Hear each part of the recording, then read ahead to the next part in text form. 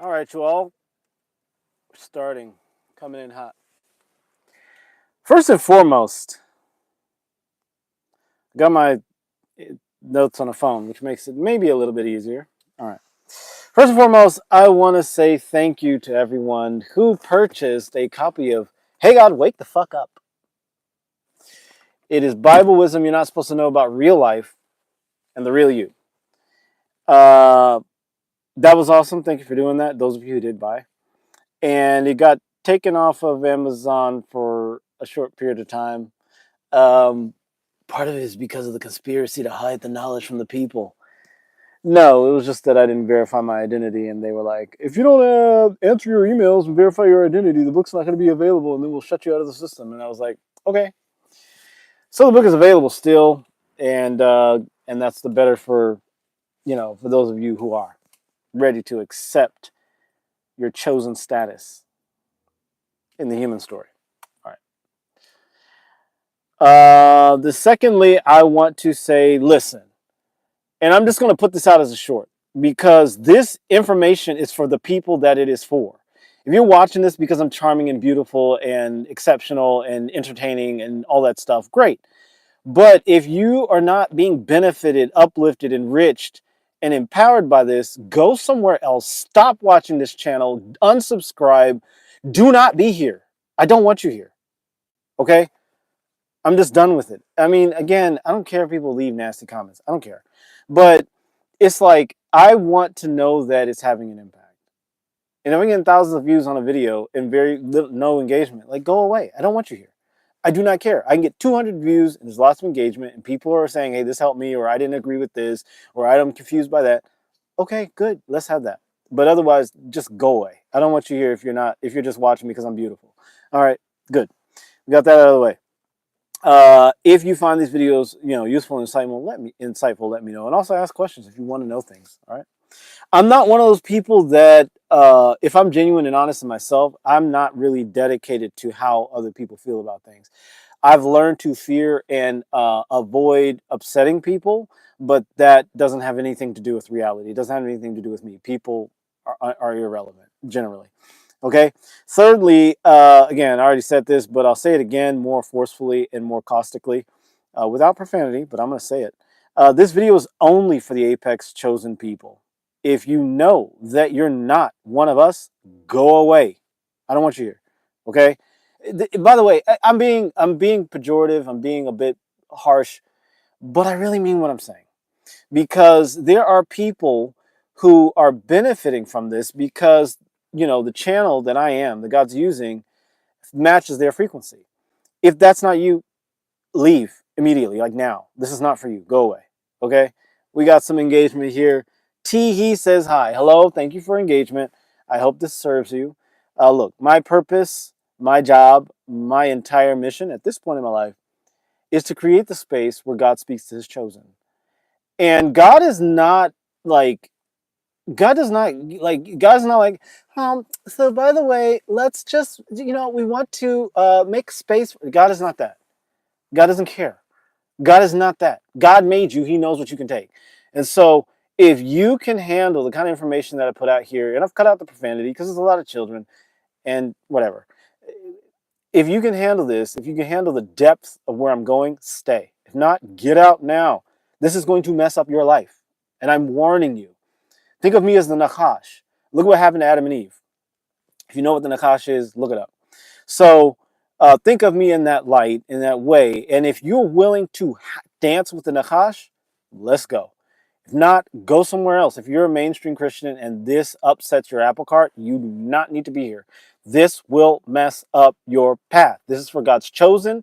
This is for the elect of God. This is the children of the Most High God. Ye are gods, as Jesus said in John 10:34 and 35, and the great supreme law in Psalms 82, verse 6. This is what this channel is for. If you're not part of that, go away now, today, leave, unsubscribe. If I lose 500 people, praise Jah from my subscriptions. Praise Jah, because I don't want you guys here. Okay? So that's a very caustic message. I hope it hit home. I hope it, I hope it landed. Okay? I have to go clean. Good. Go clean. You can watch this later if this pertains to you. If it doesn't, don't come back. Okay? Tahi, God bless you. All right, Ryder Ola says, hello, welcome. All right. Have a good day. Yeah, God bless you. By the way, like I said, this is not for you. Don't come back. But God bless you regardless. God bless you all. God bless you all. All right. Cry blue. Don't tell me what to do. You're no Nakash. Okay. Again, this is what I don't care. You put a comment, so thank you for being here. You're relevant, but that's okay. All right. Blake says gat. All right. Good. Nice. Josie, I don't even know what a gat is. Is a gat a butt? Is that like one of these the Caribbean Islander English slang things? I don't understand you guys' language. All right, but God bless you. Okay, Josie V says Jah. Yep, Jah is one of God's name. El Shaddai, Elohim. Anyway, all right, and then Sega Munafo. What are your thoughts on someone who believes in tarot cards and wicked stuff? This is a great question. Sage Munafo. Um, yeah, Munafo, Sage Munafo. Let me know if I'm pronouncing that. It's a great question because we're actually going to go into that a little bit once I get into the actual meat of the video. We're talking about ancestor communication, so tarot, astrology, numerology, um, all this kind of stuff is valuable too. Wiccan stuff is too. Wiccan is just a part of Christianity that was was removed, excised from Christianity by organized Christianity, which is not real Christianity. Okay, Jesus was called a sorcerer, a Satanist, a devil worshiper, a child of Beelzebub by the organized religious community. Okay, nothing wrong with organized religion. It is for the masses, but it is not for you if you're a child of the Most High God. If you're an apex human, an apex Christian, a geopolitical Christian, if you're one of these apex individuals, this is, mainstream Christianity that,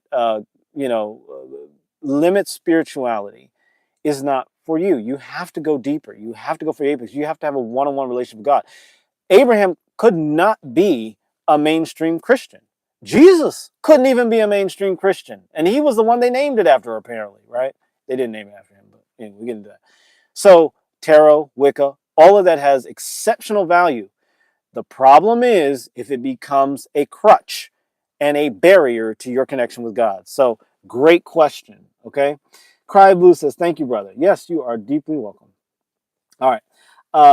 Sage Munafo says, nailed the name. Appreciate it. Thank you. Sage Munafo. Sage Munafo. Okay. Cryblue says, but in honesty, the moment we stop with the label and all these different, this is Cryblue saying this, different ideas, and focus on your version, of God, then you will find and truly know God. That is absolutely accurate. I agree with that 100%. It's accurate in my opinion. Remove all the labels and then you will find God. I use the label Christianity because I know that the Christians are conditioned to be receptive to what is being presented here. I could not say Muslims because they don't have the same religious organizational structures we do as Christians. So I use the term Christianity intentionally. So very good point. All right, Sage Munafa said, solid insight. Thanks for the response. Of course. You're welcome. All right, so like I said, this channel is only for Apex humans, only for Apex Christians. If you watch this content and you enjoy it, but it's not for you, God bless you. Don't subscribe. every YouTuber wants subscriptions and likes, and I do not care. I am not interested, okay? I'm only interested in serving those who are served by this message. I was called by God to create the space where God speaks to his chosen and to his favorite children, and that's just my job. Okay, God already created the space. He's just letting me get in on the action. Okay, God is the ultimate one. God is the one in charge of everything. All right, so there we go. So I thank you so much to those of you who have stayed, who have survived my rant, and let's go. And by the way, I'm going to make videos that just they align with what I want to talk about. Like I'm done with you need to do this, you need to follow this formula because if you follow this formula, then you'll be successful. Because God is just like, oh. So a worm told you a formula and you're going to follow that? You think you're going to be successful? Why don't you just do what I told you? Because I know what your ends are. I know how to get you where you need to go. That's what God is saying, okay? So I'm listening to God. God's telling me what to do. And, all the formulas can go find another place to land. All right. I was going to say something else, but again. Carter Hoffman said, it's my birthday. Oh! Oh, I thought your birthday was on the 5th, Carter Hoffman. Okay, well, happy birthday. You're 11. Hey, again, Carter, if you're a Christian, mainstream Christian, some of the things I'm sharing here might upset the apple cart. I'm happy to have you here, but I just want to, put out that warning. I need to put out this warning maybe every couple of videos. Say, look, think of me as the Nachash. If you know what the Nachash is, think of me as that. The Nachash was God's instrument, and it's throughout the Bible. God shows that the Nachash was held up by Moses in the desert as a sign of salvation. Jesus was the Nachash. He was a symbol of the Nachash. It says that in the book of Matthew. And the Nachash is the serpent, for those of you who are not familiar with the term. So, yeah. So I'm happy to. I'm not the serpent, but again, that's deep stuff. All I'm gonna say, the Nachash is not really it's a metaphorical noun. It really has a metaphorical origin. It means the hidden message, the deep secrets, the esoteric, that occult knowledge, which just means that which is hidden. That's all it means. All right, and I present that to people, and again, only to those who are ready. So if you're a mainstream Christian and this upsets you, please go somewhere else. This you will find unsettling, and I don't want to do that. I want to serve the people that God has sent for me to serve. All right. So today we will talk about communicating with your ancestors and why it matters as an apex Christian.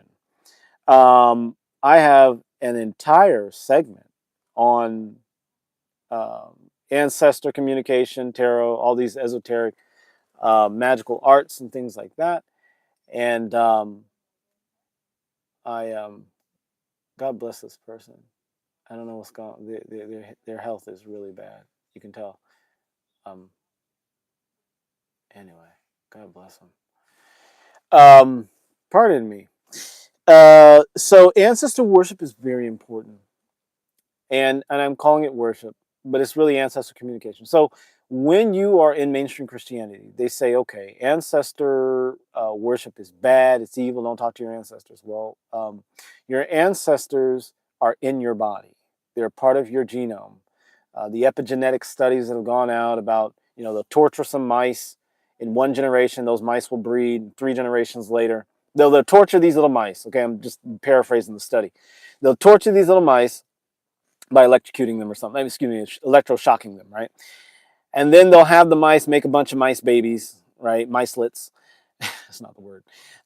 And then they will, have a blue ball in front of these little mice as they're torturing them with the electricity, right? It's terrible what scientists do. Scientists are so satanic. I hate them. But anyway, and so 3 generations, they'll have the mice breed, and then all these little baby mouselets will grow up and have mice and grow up and have mice. And then they'll go 3 generations down the line and take the new mice who've never seen the blue ball, who've never been electrocuted, and put them near a blue ball. And the mice will show a stress response that indicates an epigenetic impact of the torment associated with the blue ball. I hope I made that clear. Sorry if I made that convoluted. But basically, the first generation of mice that was tortured, when they saw the blue ball, they associated the torture with the blue ball. Blue ball was taken away. Those mice had little baby mice. The baby mice had more mice. 3 generations later, they take those mice and put them in front of a blue ball, and they freak out. Humans are the same way. So, communicating with your ancestors is very important. Now, are your ancestors dead in a magical spiritual realm? Not likely. They are dead, but they're not necessarily in a floating magical realm. They are incorporated into your DNA, and that's how you interact with them. Ancestor communication, ancestor worship is not ooga booga, ooga booga, ooga booga, booga. It's not that people dancing around a fire and go ooga booga, ooga, and then the ancestor comes out of the smoke. That's not it. What you're doing is you are putting yourself in a relaxed enough state where you're able to talk to your own DNA. You're able to talk to your genome. And I know the scientists, not real scientists, but the geneticists and people like that don't get that yet. They see the studies that demonstrate what I'm describing here, but they don't understand it. So they say, oh, well, it must be changing protein production in DNA. And so the protein synthesis changes because of the trauma or whatever. Bullshit. Excuse me. Bad science. Bad spirituality. BS. What's happening is the ancestors are saying, look out! When we saw the blue ball, in the case of the mice, the blue ball gave us torture. That's what's happening. It's coming out through your DNA. Like it's actually communicating to you. And so it's a mode of communication. That's all it is. And so when you speak to your ancestors, you're talking to your own body. And your body is telling you, stay away from cheese because you're going to have an upset stomach. Or when we ate cheese, it killed us because, I don't know, whatever. You're going to have an inflammatory response. Your body's going to freak out, right? Because your body produces proteins that respond to the cheese, and then you don't do well. You have the shits, the dumps for a day or something from eating cheese because you're lactose intolerant, whatever, right? And so speaking to your ancestors helps you to be more effective about guiding yourself through life. And you can actually speak to them, meaning speak to your own body, your own genome, and say, I know that this is a challenge for us, or this is a problem for us, but I want to experience this. Let's say you're lactose intolerant because all your ancestors were. Um, and that's an epigenetic thing, right? Your body's producing proteins that respond to the cheese or the milk or whatever. You say, you know what? I like milk and cheese. Let's change that protein synthesis in the cells, or let's stop reacting to that. And then your ancestors, your body, your cells, whatever, will say, okay, well, let's try this. Let's try that. So the body, speaking to your ancestors is very important. Now, I know there's a lot of activity, so I'm a little distracted. Let's get into this. Solid, yeah. Carter says, "My yeah." When's your birthday, Carter? My birthday isn't for a while. I'm an Aquarian. It's the Aquarian sun. Okay, that's all I have to say about that. February 14th. How about that? It's true. So communicating with your ancestors matters if you're an apex Christian, because your ancestors' communication and connection to God is going to be the best route for you. And again, let me caveat this, because the Bible does say, cut yourself off from the limitations of your ancestors.